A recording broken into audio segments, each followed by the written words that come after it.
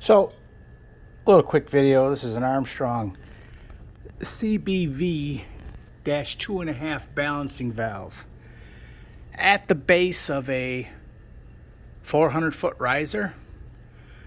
Now, allegedly, I can take this valve bonnet off. Okay?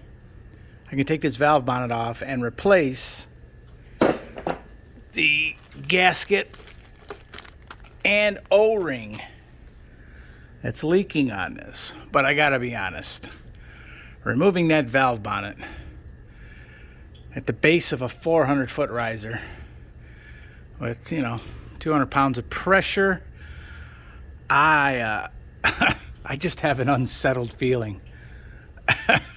I really do.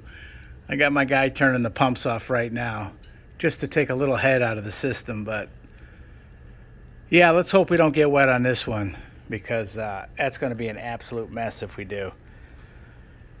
Wish me luck.